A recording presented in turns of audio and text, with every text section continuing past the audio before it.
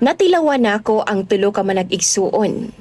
Lakip na ang usa nila kaig-agaw. Wow! Tawagan na lang ko sa pangalang Dance. Minyo na ko apan wa pay anak. Nagsugod ang akong istorya ni adtong 16 anyos pa lang ko. Pag human akong high school, ni adto ko sabay sa akong ate nga naa sa Turil. Nakauyab ko DJ Sam ug tawagon na lang nato siya sa pangalang Trish.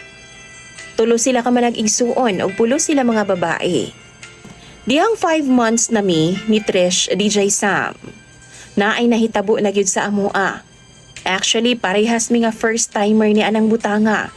Pero naningkamot jud mi. Ug successful ra gyud ang tanan DJ Sam. Lisod man, pero sulod. Iyang ate nga si Maymay, 18 anyos. Si Trish, 15 anyos. Iyang manghod nga si Andrea, 13 anyos.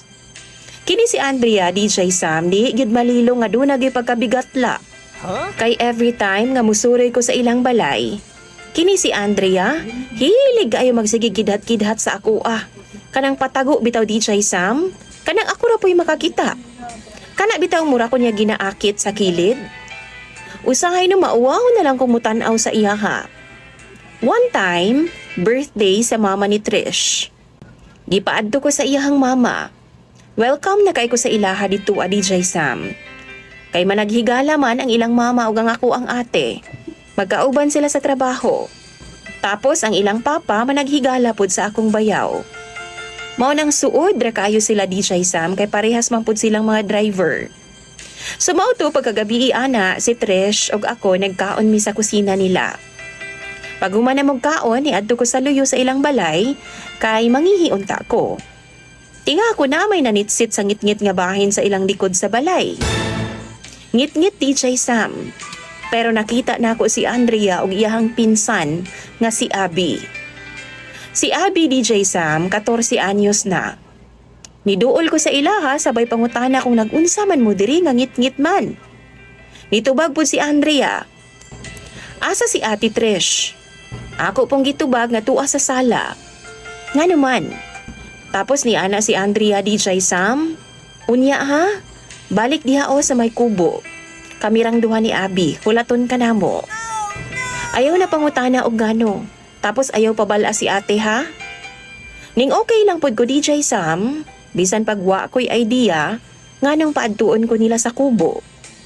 Sa dihang magagabi na kaayo, nananghid na ko kang Trish nga mupauli na ko. Kay si Trish po daw, katugon na daw kaayo siya. Pagawas na ako sa ilang gate, nisubay gid ko sa kilid sa kural, ug naa didto si Andrea ug Abby. Naghulat sa ako Nag-inom sila DJ Sam. Ana pa si Abby, kuya, dali shot. Kadugay nimo oy. Nikatawan na lang kung pinahilaw DJ Sam. Tapos gipangutanan na ako siya mo inom na di ay ka Andrea nga kabata pa nimo. Nitubag pud siya, oo.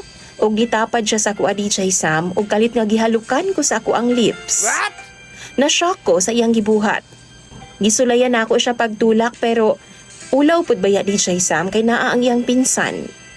Natingala na lang ko nga naaman pud di ay sa ko ang pikas kilid nagkapyot-kapyot si Abby. Nigakos na sad sa ako DJ Sam ug niingon.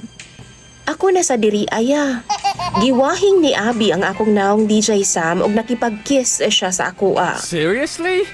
Niingon ko nila, huy kamo ba, mga bata pa kay mo. Pero niingon sila, naka-experience na mi ani. In short, di na may virgin. Huh? Mura kog na-shock sa giingon nilang duha DJ Sam. Ingon si Abby, ako ang unaha. Gihubo ni Abby ang iyang shorts ug panty. Unya si Andrea, sige na pagpanggunit sa akong tabadidoy. Oo DJ Sam, napabuthan gyud nako sila atong gabi una. Pareha silang duha nga giangay nako. Pagkasunod adlaw DJ Sam, nauwaw na kong muadto sa ilaha. 1 week pod nga wa na ko pakita sa balay nila Trish. Si Trish na lang ang muadto sa balay sa akong ate. One time, ni-shot ang iyang ate nga si Maymay. Naa daw ipakuha si Trish sa eskwelahan kay busy daw siya. Ako ang gikuha DJ Sam o gihatod na ako sa ilaha. Si Maymay ra ato isa nga time sa ilahang balay. Pag abot na ako sa ilaha DJ Sam, ni text si Maymay sa ako diretso daw ko sulod sa kwarto. Kay naa daw siya didto. Nakulbaan ko ato nga time basin maparehas atong nahitabo namo ni Abby ug Andrea. Pagsulod na ako sa kwarto, naagi tuod si Maymay. Nakita jud nako siya DJ Sam nga nakapanty lang ug way bra nga suot. As in DJ Sam. Ni smile lang gyapon kog pinahilaw. Ug niingon ko sa iyaha, muuli na kumay. Dili ko nagaati sa iyaha DJ Sam kay 1 year raman ang among gap sa edad. Yaman ka nang gigunitan ang akong kamot ug niingon siya nako. Naibog kay ko sa imuha dance ba. Kita raman duha diri. Ay kabala ka kay di makahibaw si Trish ani. Nitubag ko ni Maymay, huy naabaya kay uyab May. Nitubag pud siya nga, uhaw na daw kaayo siya. Kay 1 year na daw nga wa na sila magkita. Puros na lang daw tawagay. Okay. Ana pa siya DJ Sam. Palamiik ko bi, kay palamian tapod ka. Ug natuman gid ang iyang gusto DJ Sam.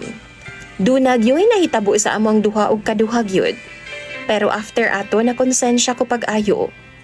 Wa ako kay baw kung kinahanglan ba nga ipadayon nako ang among relasyon ni Trish kay nakasala naman ko niya. Pila na kahigayon. Gusto na sab ko mag-ilis og number. Gusto na nako siyang kalimtan. Gusto na pud ko maghimo og lain pang FB account kay matrace man ko niya kung ako ang pangalan. DJ Sam ug mga viewers. Grabe gyud ang akong konsensya. Kamo daw bi unsa man ang inyong ikatambag sa akoa? Palihog lang i-share na sa comment section. Imong sender DJ Sam og follower, Dance.